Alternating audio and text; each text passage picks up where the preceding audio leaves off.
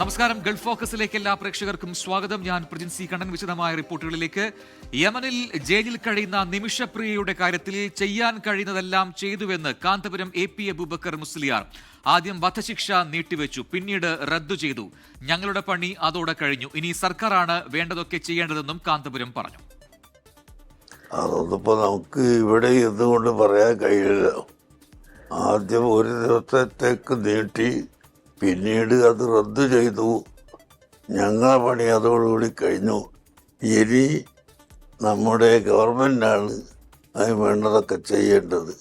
അത് ചെയ്യുമെന്ന് തന്നെയാണല്ലോ ഞങ്ങളുടെ വിശ്വാസം. സമീർ സി മുഹമ്മദ് കോഴിക്കോട് നിന്ന് ചെയ്തിട്ടുണ്ട് കൂടുതൽ വിവരങ്ങളുമായി. സമീർ, എന്താണ് ഇപ്പോൾ ഈ ഘട്ടത്തിൽ കാന്തപുരം AP അബൂബക്കർ മുസ്ലിയാർ ഇങ്ങനെ ഒരു പ്രതികരണം നടത്താനുള്ള സാഹചര്യം? ഇപ്പോൾ കൃത്യമായി പറയുന്നു, ചെയ്യാൻ കഴിയുന്നതെല്ലാം ചെയ്തിട്ടുണ്ട്, അതിന് പരമാവധിയായി ഇനി ചെയ്യേണ്ടതെല്ലാം സർക്കാരാണ് എന്ന് പറയുന്നു. അതിന്റെ പശ്ചാത്തലം, സാഹചര്യം എന്താണ്? യമൻ പൗരൻ തലാൽ മഹദി കൊല്ലപ്പെട്ട സംഭവവുമായി ബന്ധപ്പെട്ടാണ് പാലക്കാട് സ്വദേശിയായിട്ടുള്ള നിമിഷപ്രിയയെ വധശിക്ഷയ്ക്ക് വിധിച്ചിരുന്നത്. അതുമായി ബന്ധപ്പെട്ടാണ് യമനിലെ മതപണ്ഡിതരുമായി കാന്തപുരം അബൂബക്കർ മുസ്ലിയാർ ഇടപെടുകയും അതുമായി ബന്ധപ്പെട്ട് തുടർച്ചയായ ചർച്ചകൾ നടത്തുകയും ചെയ്തത്. അതിനൊടുവിൽ ആ കുടുംബത്തെയും അതുപോലെ തന്നെ അതിന്റെ നിയമ സംവിധാനത്തെയും ഒക്കെ തന്നെ കാര്യങ്ങൾ ബോധിപ്പിക്കാനും പിന്നീട് ആ വധശിക്ഷ നീട്ടിവെക്കാനും കഴിഞ്ഞു. അതിന് പിറകെയാണ് പിന്നീട് അത് റദ്ദ് ചെയ്തുകൊണ്ടുള്ള അറിയിപ്പ് കൂടി ലഭ്യമായത്. എന്നാൽ ഇതുമായി ബന്ധപ്പെട്ട് കേന്ദ്ര സർക്കാരിന്റെ ഭാഗത്തുനിന്ന് ഔദ്യോഗികമായിട്ടുള്ള അറിയിപ്പുകളൊന്നും വന്നിട്ടില്ല. എന്നാൽ തങ്ങൾക്ക് ഇത് സംബന്ധിച്ചുള്ള കൃത്യമായിട്ടുള്ള വിവരങ്ങൾ ലഭ്യമായിട്ടുണ്ട് എന്ന് കാന്തപുരം അവകാശപ്പെടുന്നുമുണ്ട്. മാത്രമല്ല, ഇതുമായി ബന്ധപ്പെട്ടുള്ള ചില അവ്യക്തതകൾ നിലനിന്നിരുന്നു. ഇതിന്റെ പശ്ചാത്തലത്തിലാണ് ഇന്ന് റിസാല അപ്ഡേറ്റിനെ കാന്തപുരം അബൂബക്കർ മുസ്ലിയാർ ഒരു അഭിമുഖം നൽകിയത്. ആ അഭിമുഖത്തിലാണ് ആദ്യം വധശിക്ഷ നീട്ടിവെച്ചു, പിന്നീട് അത് റദ്ദ് ചെയ്യുകയും ചെയ്തു. അതോടുകൂടെ തങ്ങളുടെ എല്ലാ പണിയും തീർന്നിട്ടുണ്ട്. ഇനി ഈ കാര്യത്തിൽ ഇടപെടേണ്ടതും അവരെ മോചിപ്പിച്ച് നാട്ടിലേക്ക് കൊണ്ടുവരേണ്ടതിന്റെ ഉത്തരവാദിത്വവും സർക്കാരിനാണ്. സർക്കാരിന്റെ ഭാഗത്തുനിന്ന് അത്തരത്തിലുള്ള നടപടി ഉണ്ടാകുമെന്നുള്ള പ്രതീക്ഷയാണ് ഉള്ളത് എന്ന കാര്യവും കാന്തപുരം അബൂബക്കർ മുസ്ലിയാർ വ്യക്തമാക്കി. ഇതോടൊപ്പം തന്നെ ദിയാധനവുമായി ബന്ധപ്പെട്ട വിഷയങ്ങളും കാന്തപുരം അബൂബക്കർ മുസ്ലിയാരുടെ വാക്കുകളിലുണ്ട്.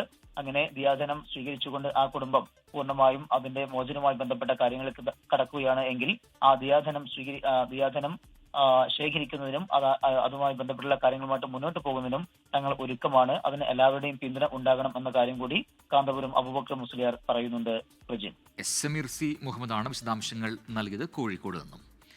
സൗദിയിലെ റെഡ് സീ പദ്ധതികളിൽ 1 ലക്ഷം പേർക്ക് തൊഴിൽ ലഭിക്കുമെന്ന് അധികൃതർ അറിയിച്ചു. ആഡംബര ടൂറിസം പദ്ധതി വഴി 2030 ആകുമ്പോഴേക്കും 15 കോടി സന്ദർശകരെയാണ് ലക്ഷ്യമിടുന്നത്. സൗദി വിഷൻ 2030 ലക്ഷ്യങ്ങളുടെ ഭാഗമായാണ് ചെങ്കടൽ തീരത്ത് ആഡംബര ടൂറിസം പദ്ധതി വരുന്നത്.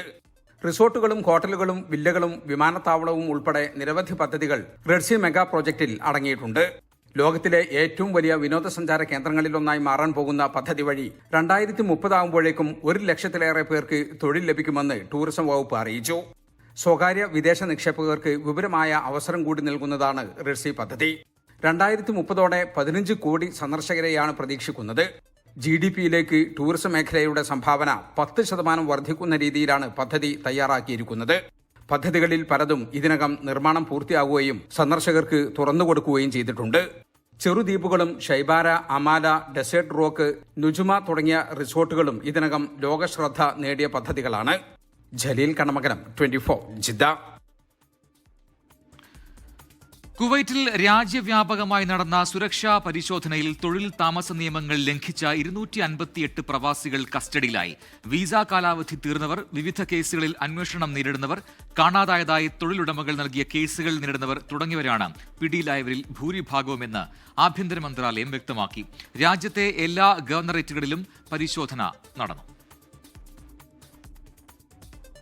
ഖത്തറിൽ വെള്ളിയാഴ്ചകളിലെ ജുമുഅ നമസ്കാരത്തിനായുള്ള അടച്ചിടലിൽ നിന്ന് 10ലധികം സേവന മേഖലകളെ ഒഴിവാക്കി. വാണിജ്യ വ്യവസായ മന്ത്രി ഇന്ന് പുറത്തിറക്കിയ ഉത്തരവിലാണ് ഇത് സംബന്ധിച്ച പുതുക്കിയ മാർഗനിർദ്ദേശങ്ങൾ വിശദീകരിക്കുന്നത്. വാണിജ്യ വ്യവസായ മന്ത്രി Sheikh Faisal bin Thani bin Faisal Al താനിയാണ് വ്യാപാര വാണിജ്യ സ്ഥാപനങ്ങളുടെ ജുമാ സമയത്തെ പ്രവർത്തന സമയത്തെക്കുറിച്ചുള്ള പുതുക്കിയ വിശദമായ മാർഗനിർദ്ദേശങ്ങൾ പുറത്തിറക്കിയത്. ഇന്ന് ഔദ്യോഗിക ഗസറ്റിൽ പ്രസിദ്ധീകരിച്ച ഉത്തരവിലാണ് ഇക്കാര്യമുള്ളത്. ഇതനുസരിച്ച് ചില പ്രത്യേക സ്ഥാപനങ്ങൾ ഒഴികെ എല്ലാ വാണിജ്യ വ്യാപാര സ്ഥാപനങ്ങൾക്കും വെള്ളിയാഴ്ചകളിൽ അവർ നിർണയിക്കുന്ന സമയമനുസരിച്ച് പ്രവർത്തിക്കാൻ അനുവാദമുണ്ടാകും. വെള്ളിയാഴ്ച പ്രാർത്ഥന മുതൽ 1.5 മണിക്കൂർ സമയം വരെ എല്ലാ വ്യാപാര വാണിജ്യ സ്ഥാപനങ്ങളും നിർബന്ധമായും അടച്ചിടണമെന്നാണ് നിർദ്ദേശം. എന്നാൽ പൊതു താൽപര്യവും സാമൂഹ്യക്ഷേമവും പരിഗണിച്ച് ചില സേവന മേഖലകൾക്ക് ഈ അടച്ചിടൽ ഇനി ബാധകമായിരിക്കില്ല. ഫാർമസികൾ, ഹോട്ടലുകൾ, ആശുപത്രികൾ, ഹെൽത്ത് സെന്ററുകൾ, സ്വകാര്യ ക്ലിനിക്കുകൾ, ഇന്ധന സ്റ്റേഷനുകൾ, വിമാനത്താവളങ്ങളിലും തുറമുഖങ്ങളിലും പ്രവർത്തിക്കുന്ന വാണിജ്യ സ്ഥാപനങ്ങൾ, ടെലികമ്മ്യൂണിക്കേഷൻ കമ്പനികൾ, വൈദ്യുതി ജല ഉൽപാദന സംവിധാനങ്ങളുടെ നിയന്ത്രണ കേന്ദ്രങ്ങൾ, ബേക്കറികൾ, വിമാന കമ്പനികളുടെ ഓഫീസുകൾ, ഷിഫ്റ്റ് അടിസ്ഥാനത്തിൽ തുടർച്ചയായി പ്രവർത്തിക്കുന്ന സ്ഥാപനങ്ങൾ, കര, വിമാന, സമുദ്ര ഗതാഗത സേവനങ്ങൾ എന്നിവയാണ് നിർബന്ധിത അടച്ചിടലിൽ നിന്ന് ഒഴിവാക്കിയത്. കൂടാതെ പൊതുതാൽപര്യം ആവശ്യപ്പെടുന്ന സാഹചര്യത്തിൽ മന്ത്രാലയത്തിന്റെ പ്രത്യേക വിഭാഗം നിർദ്ദേശിക്കുന്ന മറ്റു മേഖലകൾക്കും ഇളവ് അനുവദിക്കും. വകുപ്പ് 3 പ്രകാരം ബന്ധപ്പെട്ട അധികാരികളെല്ലാവരും അവരുടെ ഉത്തരവാദിത്തത്തിന്റെ പരിധിക്കുള്ളിൽ തീരുമാനം നടപ്പാക്കണമെന്ന് നിർദ്ദേശിച്ചിട്ടുണ്ട്. ഗസറ്റിൽ പ്രസിദ്ധീകരിച്ച ശേഷം 1 മാസത്തിനകം തീരുമാനം പ്രാബല്യത്തിൽ വരും. അൻവർ പാലേരി, 24, ദോഹ. വിഷമദ്യ ദുരന്തത്തിന് പിന്നാലെ കുവൈറ്റിൽ അനധികൃത മദ്യനിർമ്മാണവുമായി ബന്ധപ്പെട്ട് വ്യാപക പരിശോധന. 67 പേർ അറസ്റ്റിലായി. അനധികൃതമായി പ്രവർത്തിക്കുന്ന 10 മദ്യനിർമ്മാണശാലകൾ ഈ പരിശോധനയിൽ കണ്ടെത്തി.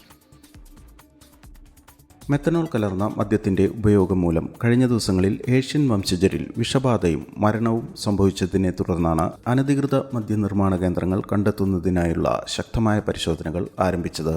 ഇതുവരെ നടന്ന ഓപ്പറേഷനിൽ 67 പേരെ അറസ്റ്റ് ചെയ്തു.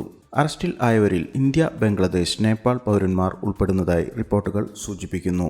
പൂർണ്ണമായും പ്രവർത്തിച്ചുകൊണ്ടിരുന്ന 6 രഹസ്യ മദ്യനിർമ്മാണ കേന്ദ്രങ്ങളും താമസ വ്യാവസായിക മേഖലകളിൽ പ്രവർത്തിച്ചിരുന്ന 4 വിതരണ യൂണിറ്റുകളും കണ്ടെത്തി. ആരോഗ്യ മന്ത്രാലയത്തിന്റെ സഹകരണത്തോടെയാണ് ആഭ്യന്തര മന്ത്രാലയത്തിന്റെ മേൽനോട്ടത്തിൽ പരിശോധനകൾ നടക്കുന്നത്. പൊതുജനാരോഗ്യത്തിനും സമൂഹ സുരക്ഷയ്ക്കും ഭീഷണിയാകുന്ന വ്യാജമദ്യം നിർമ്മിക്കുകയും വിതരണം ചെയ്യുകയും ചെയ്യുന്ന സംഘങ്ങൾക്കെതിരെ നിയമ നടപടികൾ ശക്തമായി തുടരുമെന്ന് അധികൃതർ അറിയിച്ചു. കുവൈറ്റ് ആരോഗ്യ മന്ത്രാലയം പുറത്തുവിട്ട ഔദ്യോഗിക രേഖകൾ പ്രകാരം 160-ൽ അധികം പേരാണ് വിഷമദ്യം കഴിച്ചതിനെ തുടർന്ന് ചികിത്സ തേടിയത്. 23 പേരുടെ മരണവും സ്ഥിരീകരിച്ചിരുന്നു. Jalin Thriprayar, 24, Kuwait. OICC Kuwait National കമ്മിറ്റിയുടെ നേതൃത്വത്തിൽ ഇന്ത്യൻ സ്വാതന്ത്ര്യദിനം ആഘോഷിച്ചു. OICC Kuwait National President Varghese Puthukulangara ഉദ്ഘാടനം ചെയ്തു. 100-ലധികം OICC പ്രവർത്തകർ പരിപാടിയിൽ പങ്കെടുത്തു. ഓഗസ്റ്റ് 28-ന് നടക്കുന്ന OICC മെഗാ പ്രോഗ്രാം വേണുപൂർണിമ 2025-ൽ മികച്ച പൊതുപ്രവർത്തകനുള്ള പ്രഥമ രാജീവ് ഗാന്ധി പുരസ്കാരം AICC General Secretary KC Venugopal MP-ക്ക് മുസ്ലിം ലീഗ് സംസ്ഥാന അധ്യക്ഷൻ പാണക്കാട് സയ്യിദ് സാദിഖ് അലി ശിഹാബ് തങ്ങൾ നൽകും. സിനിമാ താരം നവ്യ നായർ വിശിഷ്ടാതിഥിയായി എത്തും. മുൻമന്ത്രി AP Anilkumar, KPCC general secretary advocate Abdul Muthaleeb, Mariya Oommen Chandy എന്നിവരും പങ്കെടുക്കും. നാട്ടിൽ നിന്നും കുവൈറ്റിൽ നിന്നും നിരവധി കലാകാരന്മാർ പങ്കെടുക്കുന്ന കലാസന്ധ്യയും നടക്കും. ഇന്ത്യയുടെ 79ാം സ്വാതന്ത്ര്യദിനാഘോഷങ്ങളോട് അനുബന്ധിച്ച് Kerala Engineers Forum Dammam chapter രക്തദാന ക്യാമ്പ് സംഘടിപ്പിച്ചു. ദമാം സെൻട്രൽ ഹോസ്പിറ്റലുമായി സഹകരിച്ച് നടത്തിയ ക്യാമ്പിൽ നിരവധി പേർ രക്തം ദാനം ചെയ്തു. KEF Dammam chapter secretary Aftabur Rahman ഉദ്ഘാടനം ചെയ്തു. Vice president Shafeeq, Riyas Basheer, Muhsina, media convener Kamil Haris എന്നിവർ ക്യാമ്പിന് നേതൃത്വം നൽകി. ബഹ്റൈൻ നൌകയുടെ ആഭിമുഖ്യത്തിൽ ബഹ്റൈൻ മീഡിയ സിറ്റിയുടെ സഹകരണത്തോടെ നടത്തുന്ന കലയിലൂടെ ഹൃദയങ്ങളിലേക്ക് സമന്വയം 2025 എന്ന കലാ സാംസ്കാരിക പരിപാടിയുടെ പോസ്റ്റർ പ്രകാശനം ഇന്ത്യൻ ക്ലബ് ഓഡിറ്റോറിയത്തിൽ നടന്നു. 3 മാസങ്ങളിലായി വിവിധ കലാ സാംസ്കാരിക പരിപാടികളോടെ സംഘടിപ്പിക്കുന്ന സമന്വയം 2025-ന്റെ പോസ്റ്റർ പ്രകാശനം Indian club president Cassius Pereira, Samanwayam 2025-ന്റെ മുഖ്യ രക്ഷാധികാരി ഡോക്ടർ PV ചെറിയാണ്ട് നൽകി നിർവഹിച്ചു. പ്രവാസി വെൽഫെയർ അൽഖോബാർ റീജിയണൽ ഘടകം സ്വാതന്ത്ര്യത്തോടനുബന്ധിച്ച് കവർന്നെടുക്കപ്പെട്ട ജനാധിപത്യവും ഇന്ത്യൻ സ്വാതന്ത്ര്യവും എന്ന തലക്കെട്ടിൽ ചർച്ചാ സദസ്സ് സംഘടിപ്പിച്ചു. റീജിയണൽ കമ്മിറ്റി അംഗം അഷ്റഫ് PT നയിച്ച സദസ്സിൽ ആരിഫ് അലി പ്രമേയ അവതരണവും regional committee general secretary Fousiya വിഷയാവതരണവും നടത്തി. തിരികെ വാർത്തകളിലേക്ക്. കൊച്ചിയിൽ നിന്ന് ഡൽഹിയിലേക്ക് പുറപ്പെടേണ്ടിയിരുന്ന എയർ ഇന്ത്യ വിമാനത്തിന്റെ ടേക്ക് ഓഫിനിടെ സാങ്കേതിക തകരാർ. രാത്രി 10:34 പുറപ്പെടേണ്ടിയിരുന്ന എയർ ഇന്ത്യ 504 വിമാനത്തിലാണ് സാങ്കേതിക തകരാർ കണ്ടെത്തിയത്. വിമാനം റൺവേയിൽ നിന്ന് തെന്നിമാറിയതായി സംശയമുണ്ടെന്ന് വിമാനത്തിലുണ്ടായിരുന്ന ഹൈബി ഈഡൻ MP ഫേസ്ബുക്കിൽ കുറിച്ചിരുന്നു. വിമാനം വൈകുന്നത് റൺവേയിൽ നിന്ന് തെന്നിമാറിയത് കൊണ്ടല്ലെന്ന് സിയാൽ വ്യക്തമാക്കി. ശബ്ദത്തിലുണ്ടായ വ്യത്യാസത്തെ തുടർന്നാണ് ടേക്ക് ഓഫ് പിൻവലിച്ചത്. വിമാനത്തിന്റെ സാങ്കേതിക തകരാർ പരിഹരിക്കാൻ കഴിഞ്ഞിട്ടില്ല. യാത്രക്കാർക്കായി മറ്റൊരു വിമാനം ഏർപ്പെടുത്തുമെന്ന് അധികൃതർ വ്യക്തമാക്കി. അന്താരാഷ്ട്ര ബഹിരാകാശ നിലയത്തിലെ ചരിത്ര ദൌത്യത്തിന് ശേഷം ബഹിരാകാശ സഞ്ചാരി ശുഭാംശു ശുക്ല ഇന്ത്യയിൽ തിരിച്ചെത്തി. ഡൽഹി വിമാനത്താവളത്തിൽ ശുഭാംശുവിന് കേന്ദ്രമന്ത്രി ജിതേന്ദ്ര സിംഗ്, ഡൽഹി മുഖ്യമന്ത്രി രേഖാ ഗുപ്ത ഉൾപ്പെടെയുള്ളവർ വൻ വരവേൽപ്പാണ് നൽകിയത്. ഭാരതത്തിന്റെ മഹത്വം ബഹിരാകാശത്തോളം എത്തിച്ച വീരപുത്രൻ ജന്മനാട്ടിൽ. പുലർച്ചെയോടെ ഡൽഹി വിമാനത്താവളത്തിൽ ഇറങ്ങിയ ശുഭാംശുവിനെ സർക്കാർ ISRO പ്രതിനിധികളുടെ നേതൃത്വത്തിൽ വൻ വരവേൽപ്പ്. ഗഗൻയാൻ ദൌത്യസംഘാംഗമായ മലയാളി ബഹിരാകാശ സഞ്ചാരി ഗ്രൂപ്പ് ക്യാപ്റ്റൻ പ്രശാന്ത് ബാലകൃഷ്ണൻ നായരും ശുഭാംശുവിനൊപ്പം എത്തിയിരുന്നു.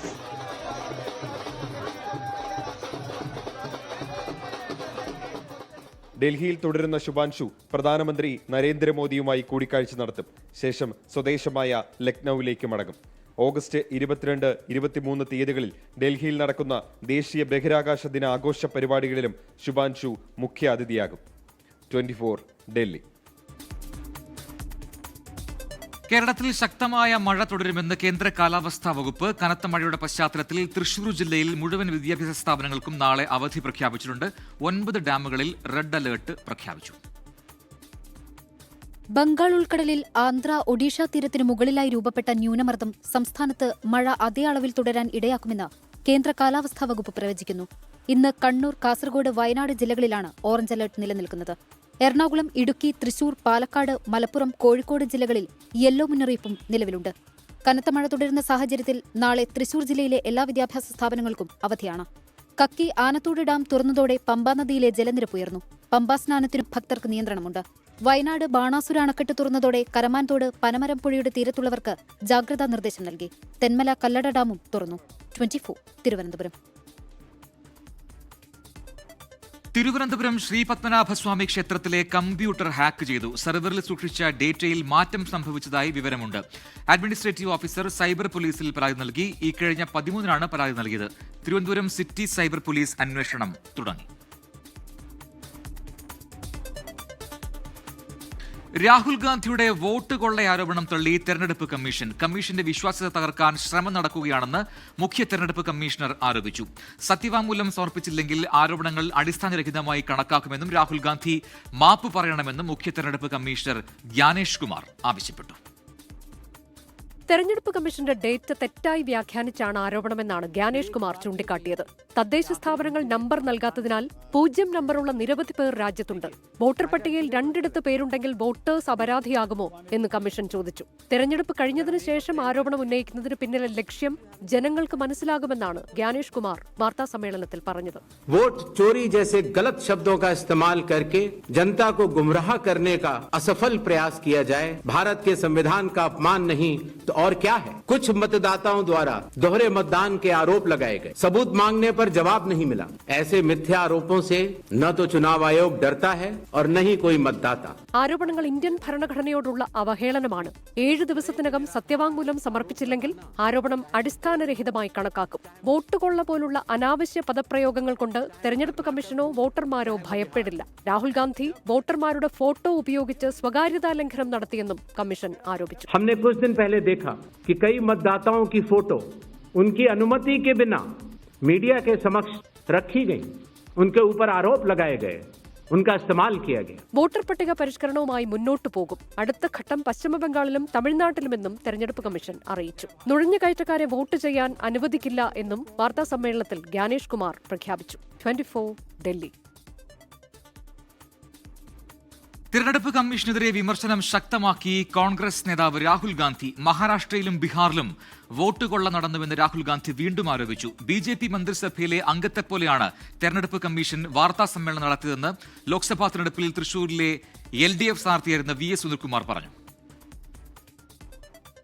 വാർത്താ സമ്മേളനം വിളിച്ച് ആരോപണങ്ങൾ നിഷേധിച്ചിട്ടും മാപ്പ് പറയണമെന്നാവശ്യപ്പെട്ടിട്ടും തെരഞ്ഞെടുപ്പ് കമ്മീഷനെതിരെയുള്ള വിമർശനങ്ങളിൽ നിന്ന് അണുവിട പിന്നോട്ടു പോകുന്ന നിലപാടിലാണ് രാഹുൽ ഗാന്ധി. തെരഞ്ഞെടുപ്പ് കമ്മീഷന്റെ വാർത്താ സമ്മേളനത്തിന് തൊട്ടു പിന്നാലെ വീണ്ടും ആരോപണം. ബീഹാറിൽ അദാനിയെയും അംബാനിയെയും സഹായിക്കാൻ 65 ലക്ഷം വോട്ടുകൾ വെട്ടിയെന്ന് വിമർശനം. 65 लाख लोगों का वोट काटा है। क्यों?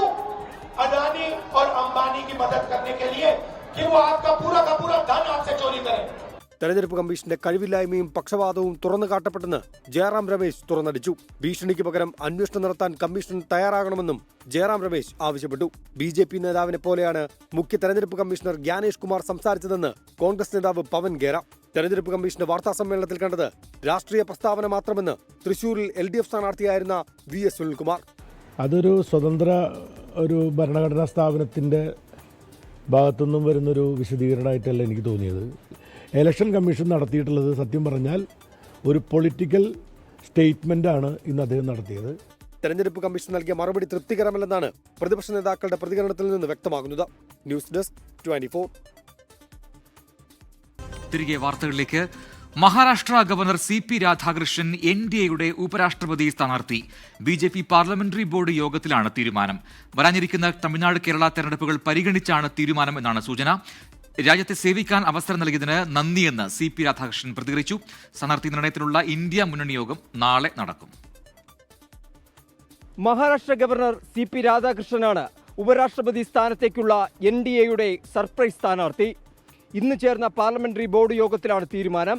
RSS താൽപര്യം കൂടി മുൻനിർത്തിയാണ് പാർട്ടി തീരുമാനമെന്നാണ് വിവരം. OBC വിഭാഗത്തിൽ നിന്നുള്ള നേതാവ് കൂടിയായതിനാൽ സാമൂഹിക രാഷ്ട്രീയ സാമുദായിക സമവാക്യം കൂടി ഉറപ്പുവരുത്തിയാണ് BJPയുടെ പ്രഖ്യാപനം. RSSലൂടെയായിരുന്നു CP രാധാകൃഷ്ണന്റെ രാഷ്ട്രീയ പ്രവേശനം. തമിഴ്നാട് BJP മുൻ അധ്യക്ഷനായും കേരളത്തിന്റെ പ്രഭാരിയായും ചുമതല വഹിച്ചിട്ടുണ്ട്. 2 തവണ കോയമ്പത്തൂരിൽ നിന്നും ലോക്സഭയിലേക്ക് തെരഞ്ഞെടുക്കപ്പെട്ടു. ജാർഖണ്ഡ്, പുതുച്ചേരി, തെലങ്കാന ഗവർണർ പദവികളും വഹിച്ചിരുന്നു. CP രാധാകൃഷ്ണനെ ഉപരാഷ്ട്രപതി സ്ഥാനാർത്ഥിയായി പ്രഖ്യാപിച്ചത് വരാനിരിക്കുന്ന തമിഴ്നാട് കേരള തെരഞ്ഞെടുപ്പുകൾ കൂടി മുന്നിൽ കണ്ടാണ്.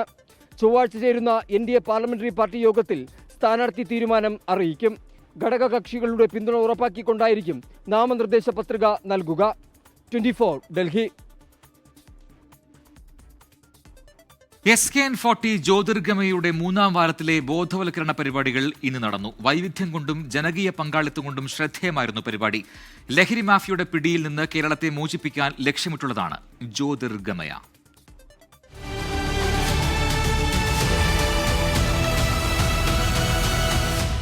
ഈ മാർഗം ലക്ഷ്യത്തെ സാധൂകരിക്കുന്ന നാട്ടുകാർ പറയുന്ന പോലെ ഈ ഇത്തിരി ബോറടിച്ചാലും ഇതിൻ്റെ അന്തിമ ലക്ഷ്യം എന്ന് പറയുന്നത് മയക്കുമരുന്നെന്നുള്ള മഹാവിപത്തിനെ നമ്മുടെ നാട്ടിൽ ഓടിക്കുകയാണ്. അതുകൊണ്ട് കുട്ടികൾ, പ്രത്യേകിച്ച് പെൺകുട്ടികളൊക്കെ പിടിച്ചെത്തി കാണിക്കണം.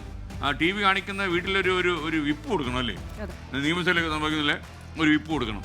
സ്കൂളുകളിലും കോളേജുകളിലും വിപുലമായ ബോധവൽക്കരണ പരിപാടികളാണ് SKN40 2ാം ഘട്ടം ജ്യോതിർഗമയയുടെ ഭാഗമായി 24 സംഘടിപ്പിക്കുന്നത്. മയക്കുമരുന്ന് മഹാവിപത്ത് എന്ന പേരിൽ വിവിധ ജില്ലകളിൽ പരിപാടികൾ സംഘടിപ്പിച്ചു.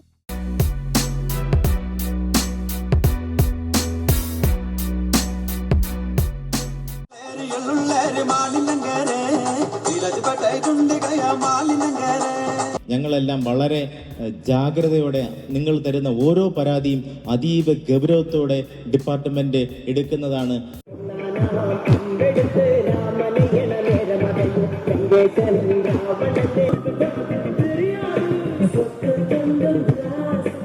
ജീവിതമാകണം ലഹരി. പക്ഷെ ലഹരി കഴിച്ച് നമുക്ക് മുന്നോട്ട് പോകാമെന്ന് വിചാരിച്ചാൽ ജീവിതം 1 വർഷമോ 6 മാസേ കാണത്തുള്ളൂ.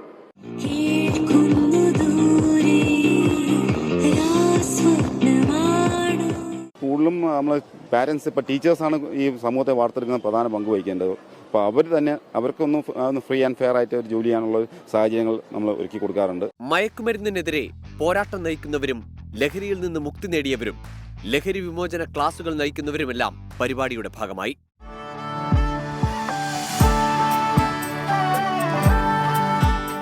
ലഹരി പറഞ്ഞാൽ എല്ലാവർക്കും അറിയാലോ അല്ലേ. നമ്മൾ തന്നെ ശ്രദ്ധിക്കണം, നമ്മളെ കുട്ടികൾ തെറ്റായ രീതിയിൽ പോകാണ്ടിരിക്കാൻ വേണ്ടിയിട്ട്. അവർ ഭയങ്കര ആക്റ്റീവായിരിക്കും, രാത്രി ഉറക്കണ്ടാവില്ല.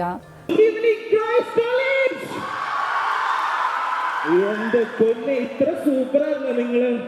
Drugs it's very danger. ഞാൻ ലിക്കർ എന്നുള്ള സംഭവം നിർത്തി. എന്റെ ലൈഫിൽ അതിന്റെ ചേഞ്ചസ് വരുന്നുണ്ട്.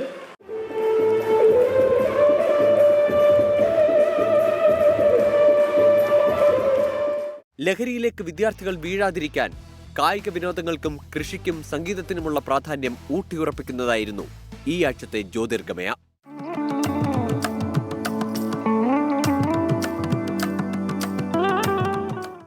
ഇത് ലഹരിയാണ് സംഭവം. നമ്മൾ ഇഷ്ടപ്പെട്ട് ചെയ്തു കഴിഞ്ഞാൽ ഫീൽഡ് നല്ലൊരു ഫീൽഡ് തന്നെയാണ്. നമുക്ക് വേറെ ഒന്നിനും സമയം കിട്ടാതെ ഒരു ഇതിലോട്ട് തന്നെ നീങ്ങാൻ പറ്റും. ലഹരി വിരുദ്ധ പ്രമേയം അടിസ്ഥാനമാക്കിയുള്ള കലാപരിപാടികളും ശ്രദ്ധേയമായി. News desk 24. പ്രീമിയർ ലീഗ് ഫുട്ബോളിലെ വമ്പന്മാരുടെ പോരിൽ ആഴ്സണലിന് ജയം. എതിരില്ലാത്ത ഒരു ഗോളിന് മാഞ്ചസ്റ്റർ യുണൈറ്റഡിനെ തോൽപ്പിച്ചു. 13-ാം മിനിറ്റിൽ റിക്കാർഡോ കാലഫിയോറിയാണ് വിജയ ഗോൾ നേടിയത്. മറ്റൊരു മത്സരത്തിൽ ചെൽസിയെ ക്രിസ്റ്റൽ പാലസ് ഗോൾ രഹിത സമനിലയിൽ തളച്ചു. ബുള്ളറ്റിൻ പൂർത്തിയാവുന്നു. Good night.